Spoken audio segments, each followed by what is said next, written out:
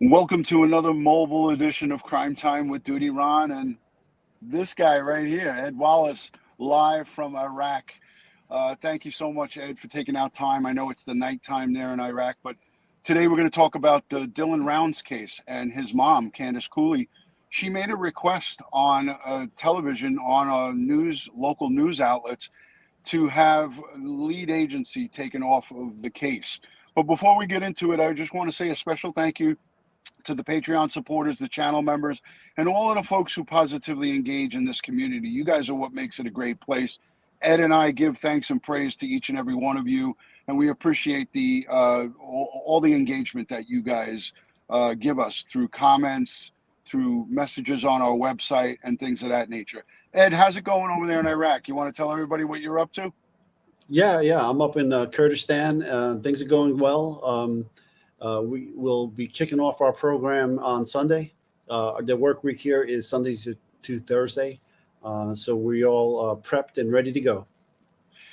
Outstanding. And I'm so glad that you got a good Wi-Fi signal. You have that little Wi-Fi or whatever, puck or whatever you call it. So it looks like it's working good. An international signal is holding up really good. So, Ed, you and I had this conversation before we show a little bit of media. We had a conversation early on with Candice. I think we were one of the first people that she spoke to on YouTube. And she mentioned to us, that she was getting communication from the sheriff's wife. And it was kind of odd and off-putting. And I remember you were, asking her if she had an attorney and, because things were going so oddly with this case. And, Elko, they're not the lead agency. It's Box Elder. And, again, not stuff that we're used to seeing from a professional standpoint. Any comments or anything on that, Ed? Yeah, 100% right. So in the beginning of the case, we spoke about how, it's typical throughout the nation, too, about these missing person cases, how they're not treated to the higher standard, as I like to say. Treat it to the higher standard, and if it turns out not to be anything of a criminal nature, then no harm, no foul. But if you treat it to the lower standard of it just being a missing person that someone decided, they're an adult decided to disappear, yeah, okay, I get that. But if there's evidence that it's possibly be something other than a missing person. If you treat it to the highest standard and it turns out just to be a missing person, then no harm, no foul. But if you treat it to the lower standard and you miss all these forensic evidence and all this other evidence that may be present, then there is foul. Then there is a problem and it hurts the case. So in the beginning, when we talked to Candice, she was complaining about not getting the proper investigative response from the jurisdiction involved here. And then we asked her, do you have a lawyer? Did you talk to the FBI? So forth and so on. Yeah, and that was something that happened early on, and it seemed to just stay status quo. Nothing really. What I think her main complaint is that there's no open line of communication, and we know we don't want to give the shop away to even family members because we don't want to jeopardize an investigation, the integrity of an investigation. We hear that a lot being used by law enforcement. They talk about, keeping stuff close to the vest. It's for a good reason. And the reason is when it comes down to time to prosecute the person that's responsible for the demise of said individual, you don't want a defense attorney to have a field day with those folks and say, hey, they put out so much information, we can't have a fair and impartial jury gathered or a trial. So that, I know you have things. 100%. It's not in the best interest of the investigation to give the potential victim's family all the details before the investigation has been concluded. And in this case, there's been no conclusion to the investigation of their missing loved one. So Dylan is still considered missing. Yes, there are signs that there potentially is foul play, but the investigation has to go through its course. And it's, and again, you don't want to taint a possible criminal prosecution by releasing all this information to the loved ones pre-trial. Right, and the reason I mentioned it is because I feel like, sometimes messages get misconstrued and some people might draw a conclusion of what Candice is trying to do. She's not saying that you have to tell us everything. She's just saying communicate with us a little bit more and let us know what's going on. Even if you can't tell us specifically and precisely what you're doing, the problem is that she haven't actually got a person or spoken with the investigators on the phone. They won't even get on the phone with her. Josh, I'd like you to play clip number 1, and then clip number 2 we'll play right after that. But we're going to just play a little piece of what was posted on local news outlets just a couple of days ago. So, Josh, if you could roll that clip, that would be great.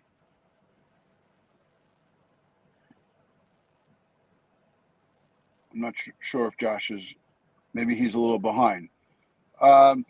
So we have a clip. It's actually 2 clips that were from the local news outlets. I listened to them both before we went live. Here's one, and then there's a second one. Let's just go full screen with this. Josh, whenever you're ready, just hit play. In Nevada, executed a search warrant on James Brenner's property. What the probable cause remains unknown, but what's clear is that it's getting a lot of attention. I knew it was going to happen. I didn't release it because we didn't want, law enforcement bombarded. Dylan Rounds disappeared in late May. Weeks later, James Brenner was named the suspect in his disappearance. The search today is on Brenner's property near Montello, Nevada. It's on James Brenner's property. So it was a property that he had that the little shack that he lived in burnt down.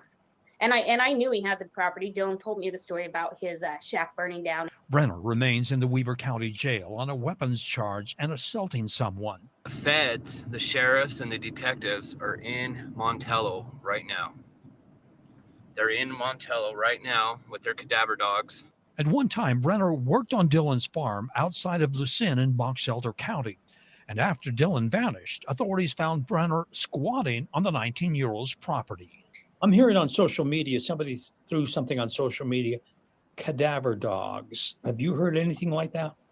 I know Elko was showing up in full force. They were not going to leave any stone unturned. So I'm sure they've got their dog teams out there. They're going to go out there and they're going to wipe that place clean. And then we can either have more questions or have evidence, or we can completely wipe it off our slate. Just a short while ago, Candice Cooley confirmed cadaver dogs were used, but there wasn't anything found. She says Elko County's quick response is one reason why she wants someone else besides Box Elder County to investigate the disappearance of her son. That story Wednesday. For Missing in Utah. So there you go. That wasn't exactly, that was the last thing that I wanted to play for you guys because that's the oldest. That's from the search warrant. But again, she's referring back to when the sheriff and his wife was contacting them, and it was kind of odd and off-putting. And she hasn't had any communication with them. And you're going to hear in this piece now that she's going to tell this reporter how frustrated she is and the lack of communication in this situation with them. There we go. We'll go full screen. After a criminal search comes up short, the family of Dylan Rounds is demanding change in who handles their son's case. The 19-year-old was last heard from over Memorial Day weekend. His mother now telling Fox 13 News reporter Emily Tenser they need help elsewhere. Dylan Rounds disappeared almost 3 months ago, and his family is fed up with the investigators on his case. Let somebody with bigger guns handle it because it's just not going anywhere. Dylan's parents are asking Box Elder County to let go as lead and hand it over to the state or FBI. We're right back to where we were in the beginning. We got some help there for a little bit, and now we're just lost. Candice Cooley claims that the county released important clues that were meant to stay confidential. She also says she hasn't heard from the sheriff in over 2 months. We did not even know that Box Elder issued a search warrant for Elko to execute on the Brenner property in Montello, and we have been screaming to get that done. She's talking about James Brenner, a Nevada man the county named as a suspect. Elko County and Box Elder County sheriffs searched his property on Monday using cadaver dogs, drones, and archaeological excavation procedures. Nothing was found. You get your hopes up so high that they're going to find something, but At this point, we're what, 2.5 months into this? Fox 13 News visited the sheriff's department in hopes of getting more information. The office told me no one is available to comment. I've also called the lead detective on this case multiple times and have yet to hear anything. I don't believe they have the resources, and I don't believe they're utilizing the resources that they could take. The FBI is already assisting on the case, but because they're not lead, they can't do much. You owe us the decency to tell us what is going on. Reporting in Box Elder County, Emily Tenser, Fox 13 News, Utah.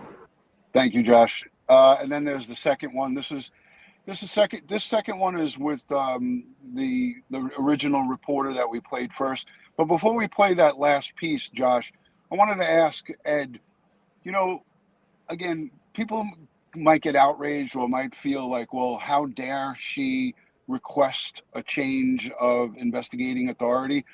It's a parent's right, not just a mother's right. It's a parent's right to demand communication. It doesn't have to, like I said, be the internal investigation details, but a line of communication is kind of common decency. Like, hey, listen, we can't tell you this, but this is what we're doing. You know, behind the scenes, we're doing a lot of investigation. A lot of things are going on. Ed, how do you feel about that? And I'm going to ask you a personal question. If this was your son or your daughters that went missing, how would you take this? Would you be taking the same stance that Candice has taken, or would you take a different route? Well, there should be a victim advocacy officer assigned to Candice and her family and representing the department that's investigating her son's disappearance. And there should be communications. Yes, there should be communications between the parents and the law enforcement agency, you know, to an extent that reasonably possible. Okay. But, you know, in this case, it appears that Candice has lost all confidence in the lead law enforcement agency's investigation of her missing son. And now she's seeking a change in jurisdiction, if you will, of, you know, who should lead this investigation. And I've never seen that before, to be quite honest.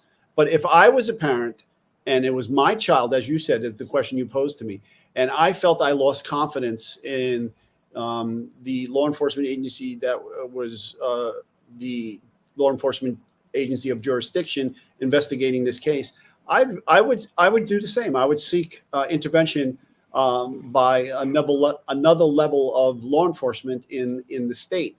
So if she's not happy with the sheriff's office, I would go to the state attorney general's office and ask them to intercede and take over the investigation. I would do that if I lost confidence in the agency that was investigating my son's disappearance. I would do that. As a father, I would do that. Okay, I'm taking off my hat as a law enforcement officer, as strictly as a parent. I would do that. Yeah, I don't have. I think a lot of parents, a lot of people who are put in this situation, they don't know how to deal with law enforcement. You don't want to know how to deal with law enforcement. Nobody wants to be thrusted into this position where your child is missing, your young adult, he's 19 years old, now 20, is missing.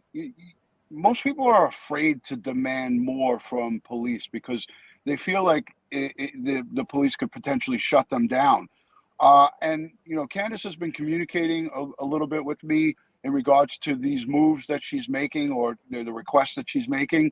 And, you know, I could just give her the advice of what I would do if it was my own kid, and putting the law part of our experience aside.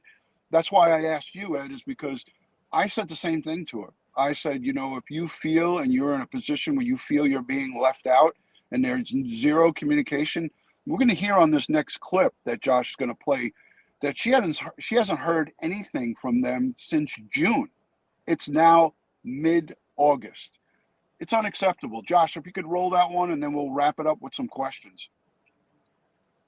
Thank you, Josh. On the Dylan Rounds case, as frustration sets in, the mother of the 19-year-old, who's been missing now since last May, wants Box Elder County to step down from their investigation. They're requesting another police department take over. For every missing person, there's a family, and the search for them continues. Here's ABC4's Marcos Ortiz with tonight's Missing in Utah.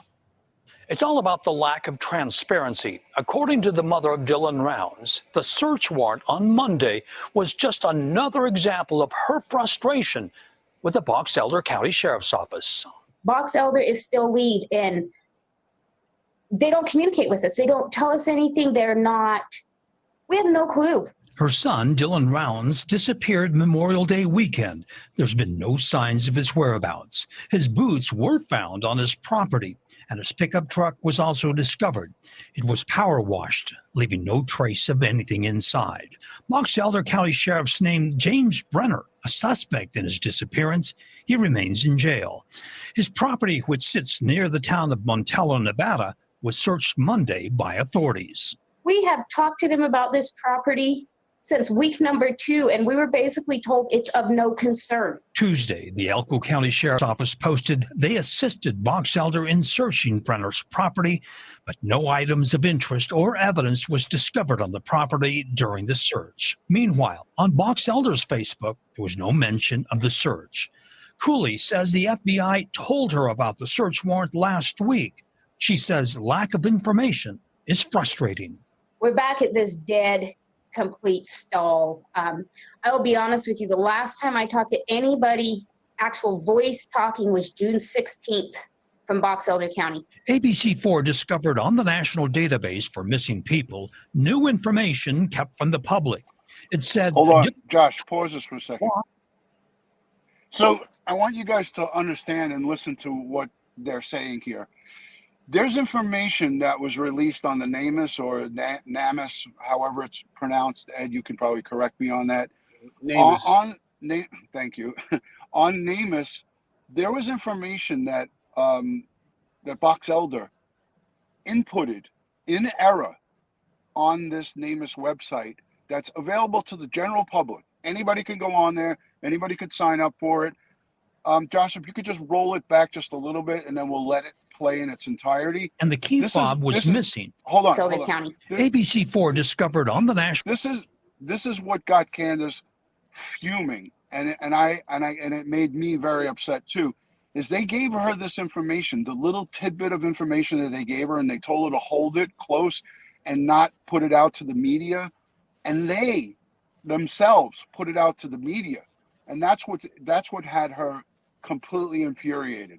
So I'll let you guys listen to this. We'll go full screen. Listen closely to this piece of what the reporter's saying. National Database for Missing People, new information kept from the public. It said Dylan's truck was locked and the key fob was missing.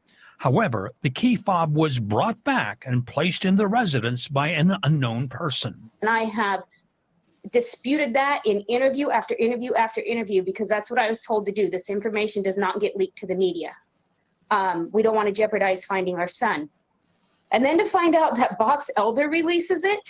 In an email to Cooley, Box Elder said it was a mistake to place the information on Namus, and it's since been removed. She sent an email to Box Elder asking them to remove themselves from the investigation. Turn it over to another agency. Let's get some help. Since early June, Box Elder County has yet to return any of our calls when we seek comment on other stories, and today was just another example. Their media spokesperson was out of town. For Missing in Utah, Marcus Ortiz, ABC4 News. Ed, I mean, that is sickening on many different levels, infuriating, frustrating, and I can only imagine what how her thoughts were and how she felt about that. I know that you're traveling, you're outside of the country, and you might not have had knowledge of that. But what's your thoughts on that, Ed? Well, who approved the data entry into Namus? Somebody should have. The lead investigator did it. The lead investigator did it. Well, the lead investigator is an investigator, but some supervisor had to authorize the release of that information. The investigator, if this was the NYPD and we're putting it to Namus, you'd run it by your sergeant or your lieutenant and have them approve it for release. So somewhere in the chain of command, there was a breakdown in authorizing the release of this information. You can't tell on one hand, you can't tell the victim's mother, we're going to give you this information, but don't release it. And then you yourself do it. Okay. It just doesn't make sense. So yes, a mistake was made by that agency, and she lost confidence. I mean, this is a cumulative effect, because there's been several things that have caused her to have a lack of confidence in this law enforcement agency. Right. Now, Right. and she's requesting a change of jurisdiction from the sheriff's office. So the only other jurisdiction that you can go to on a state level would be the state attorney general's office to take over the investigation because of a lack of confidence. But again, it's very unusual. Does it happen? Yes, I can remember a couple cases where something similar to this has occurred, and then the state stepped in and took over control of the investigation. And then I remember some cases where actually the feds stepped in and took it away from the state and took control of the investigation. But at this point, I don't see the FBI doing that. They're involved, but they are a support role. Yeah. Well, Box Elder, again, that was the sheriff's wife that contacted Candice. The sheriff's wife reached out to me after you and I did that first video with Candice to try to explain herself. I didn't even respond back to her because I thought it was off-putting and just very, very odd. It was just very unprofessional for her to now further double down and reach out to me and say she thought that we were being a little harsh on her and her husband. So, again, Box Elder has proved themselves time and time again here in this case to not, I wouldn't have confidence in them as well if I was in that same position. And right now, as an outsider looking in, I'm just appalled by it. So it's a bad situation to be in, but I don't know how far Candice will get with the request, because it's not up to her to to change the investigating authority. Like you said, you got to go up to the attorney general or somebody higher at the state level. The feds aren't going to step in and say, "Oh, wait a minute, Box Elder, you suck. We're going to take over." It just doesn't happen like that. No. That's not how it goes. I'm glad that she held the information that she had. I could say this: she didn't even share that information with me, which was great. Not that I press her for information, but the fact that Candice kept that to herself and all the multiple interviews that she did do with media, it says, it's a testament to how dedicated she is to finding out what happened to her son, and rightfully so. She's not like some of these other parents that have missing kids in Tennessee. I won't mention any names, but she's not like those type of folks where, blabbing about everything and speaking about everything under the sun. She knows that there are certain parts of this investigation that should not be released. So again, this has been all over YouTube, and people have been, going and running with this. But at the end of the day, they want a good, solid investigation. They don't want, a whole bunch of loose ends. And it's already, as you know, you're a professional crime scene investigator. You know what it takes to put together the early beginnings of an investigation are the most important. The evidence collection at the scene, look at the handling that you and I went over with Suzanne Morphew with that police department, with the Chaffee County Sheriffs. They're picking up a bicycle and wheeling it up a ravine that potentially is part of a crime scene, which should have been a part of a crime scene. But, so you have a lot of missteps here. You can't fix them. You can't go back and say, "Whoops, let's make this better." But no, once the mistake is made, you can't correct it. The first 24 hours is 24 to 48 hours is the crucial time frame, and if you botch it in that 24 to 48 hours, they may not be able to be recovered from this. Yeah, and that's that's the difference between someone getting away with the crime and getting caught and getting getting successfully prosecuted. Let's say hello to some of the people in the chat. Everyone's saying hello to you, Ed, and I, and rightfully so. You haven't been around a lot. You've been traveling. You're a busy guy. Polygraph says, "Hey, Ed and DutyRon, good to see you." Hey, God. Ann is saying hello. Alicia B is in the chat. A whole bunch of folks. Ed, Hey, folks, if you're not subscribed to our channel, please do so. I know there's a bunch of you that I'm looking at here that aren't subscribed. Please subscribe to the channel if you're into all things true crime related from a law enforcement perspective. We're not out here trying to solve the cases, but we're out here to educate you on what is happening and what is normal and what is not normal in these investigations. 100%, Ed, and I appreciate that. Listen, if you're not, again, if you're new and you're stumbling across the channel, let us know in the chat and let us know that you're new, because we'd like to say hello to you. And, Ed, even though he is in Iraq, he's answering comments from over there. I see him in the comment section. He's there and answering comments. Mm-hmm. Like he said, we want to educate you guys and give you a good sense of what happens on the investigative side from behind the scenes, and it is very helpful for you to understand this stuff. Like today, I had one of my central air split air units in the basement go out, and I don't know anything about central air and repairing these split units, but I started speaking to the mechanic on the phone that was at my house, and he kind of educated me on it, and he gave it to me in layman's terms. If you do this, this can happen. If you do this, this can happen. So that's kind of what Ed and I are doing here on YouTube. We're giving you guys a little bit of a look into the police perspective, the detectives, the investigative side, in layman's terms, so you understand it. Ed, how successful you think Candice will be with getting a change in here, and could this hurt Dylan Rounds' the case, the investigation? Or could this, on the other hand, spark a fire under the investigators? Any thoughts on that?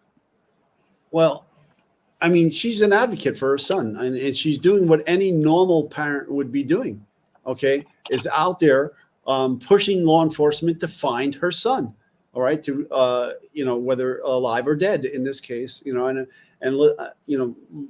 let's call it as it is, folks. I'm sorry to say. And it's sad to say that in the most likely case, this is not going to have a happy ending. Okay. In our training and experience with these types of investigations, it's more likely than not that she's not going to have her son come back alive. I'm sorry to put it that way, but historically, that's the way it's been with these types of cases. But she's doing what a normal parent. Let me just throw this back at our audience. Would anybody in our audience who is missing a loved one not be doing the same things that she's doing right now? And I guarantee the answer would be, you would all be doing the same thing. All right. Any reasonable, and that's the key word, reasonable parent missing a child like this would move heaven and earth to find their child. Okay.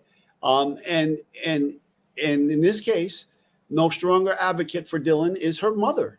Okay. She is out there 24/7, 365, pushing to resolve this issue. And if she has lost confidence in the particular law enforcement agency, and whether you can debate whether it's fair or unfair, that's fine. Okay. But the bottom line is, it's not our child that's missing, it's her child that's missing. And she's lost confidence.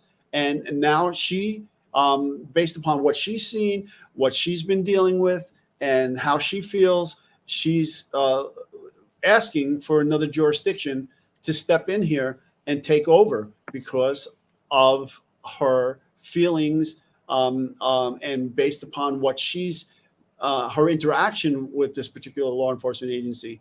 Okay. So as I said, the next step is the state attorney general's office. Yeah. And, I say it all the time. I say this continually on all of these cases. I would be screaming from the rooftops with a bullhorn, demanding at least updates or some type of action or you give me something, like she said to me many different times on a live stream and in private conversations. Candice would say, listen, I'm not asking them for them to tell us, open up their case file and let us take a peek at it.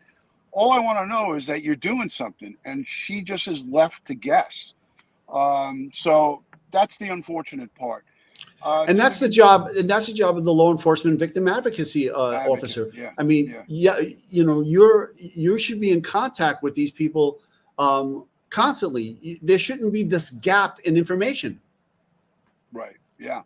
And that's the problem. You know, you have a situation where your son has just vanished off the face of the earth.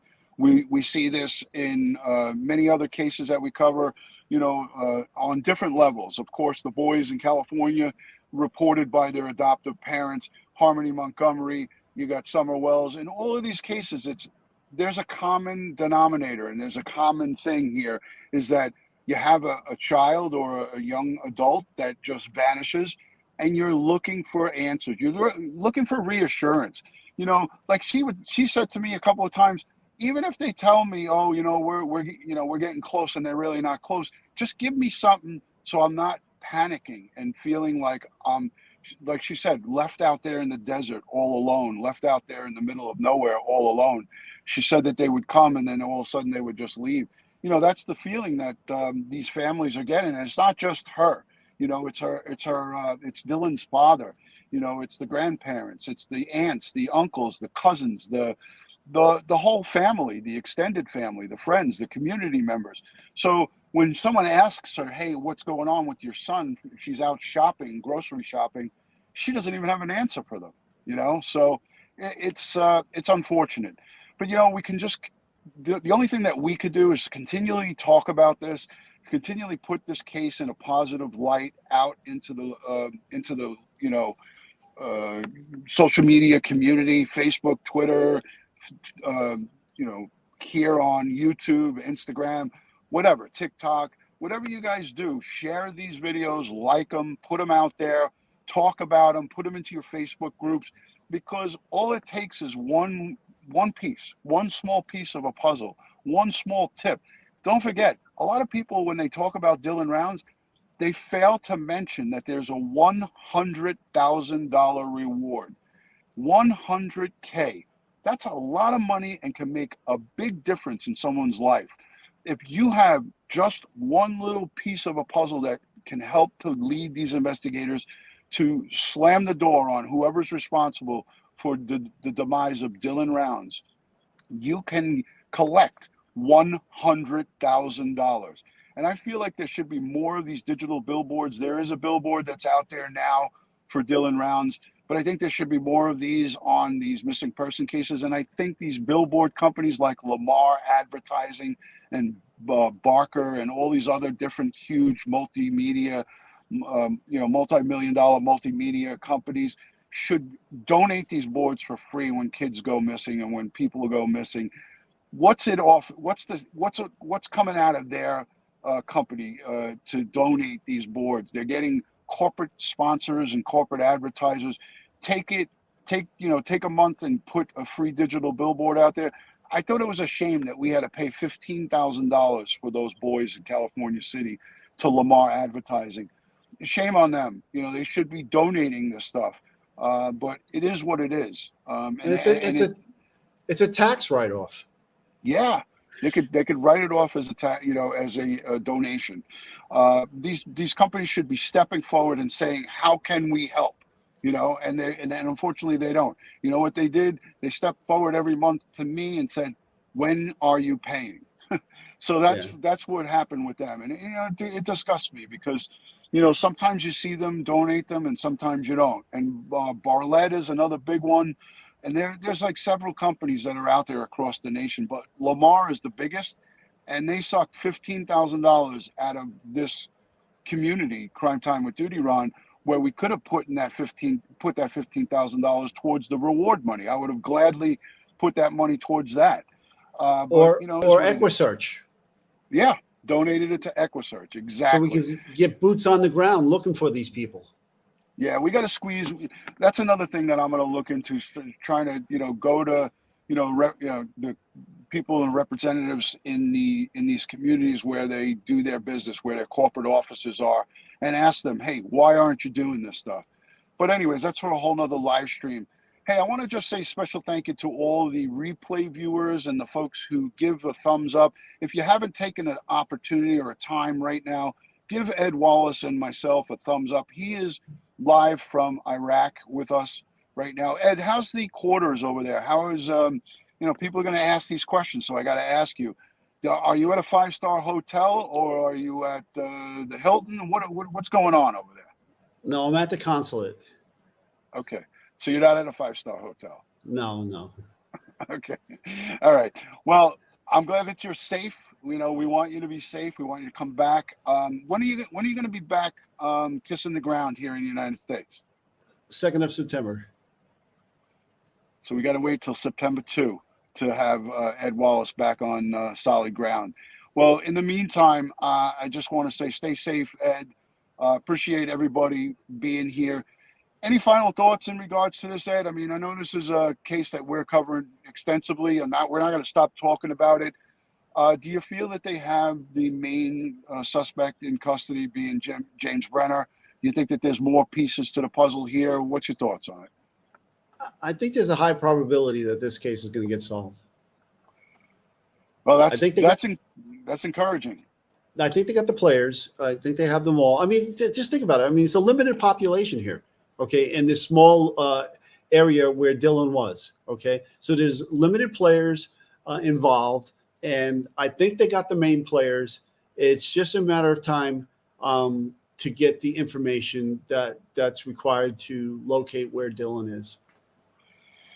Well, I hope you're right, and I hope that happens sooner than later for the sake of the Rounds and Cooley family. And I want to also say to some of the supporters here and the folks who are subscribers and who engage with us, I have so many nice messages and comments from not just the Cooley family, but from the Rounds family. They all have been sending messages to me on social media, just complimenting our community and saying how respectful and how kind all of you men and women are towards the Dylan Rounds case. The Rounds and Cooley family are very appreciative, and I want you to know that. They are sending messages to me on a regular basis and complimenting you guys. So kudos to all of the subscribers and friends of Crime Time with DutyRon and Ed Wallace. You guys are you're always amazing me, and I appreciate your respect for these victims and their families. You guys are doing a great job, and we always appreciate that. So hold on. Cam is saying, DutyRon, can you please give a shout out to Earthworm Entertainment? These two men are searching for daily for Dylan. I actually stopped in on one of the live streams that they were doing, and they are out there on the rail beds searching, and they're doing lives every day. They're definitely out there. They're trying to find Dylan. And again, that $100,000 reward is out there for the taking. I hope they find him, and I hope that they know what to do if they do come across his remains. Back out of there. Don't touch anything, et cetera, et cetera. Ed, I know this is right up your alley. But for the folks that are out there searching, do you have any quick comments about evidence and securing the evidence and not tainting it? Remember, if you're a civilian searcher or law enforcement for that matter, use the RAIN principle. Recognize, avoid, isolate, and notify. RAIN. Recognize an item as evidence, avoid that evidence, isolate that evidence from yourself and others that are not qualified to touch it, and then notify law enforcement who are responsible for documenting, collecting, packaging, and shipping to the lab. That's RAIN. Remember, recognize, avoid, isolate, and notify. Excellent. RAIN. We're going to put that in the description, and I'll put a full description of that acronym in the description of this live stream. So that's coming from a crime scene, NYPD retired detective from the crime scene unit. Ed has processed thousands of crime scenes over his time. Yes, Amanda Page, RAIN is the acronym. All right, guys, as I always like to end these, God bless the world, God bless the United States of America, and God bless each and every one of us here in the chat, but especially all the victims of crime and their families across the globe. Ed, I know you have something to contribute to this conversation. As always, stay safe, stay prepared, watch your six. Excellent. Thank you, Ed. Peace from New York. And One last thing. To Matty Boy, I have 2 personal K bars. If you want one, I'll ship it to you. there you go. Well, you'll wait till you get back home to Staten Island before you ship that, right, Ed? Not from Iraq. Absolutely. Well, I don't have them here. I never know what you pack in your bag. You always have your stuff in your bag. But yeah, excellent.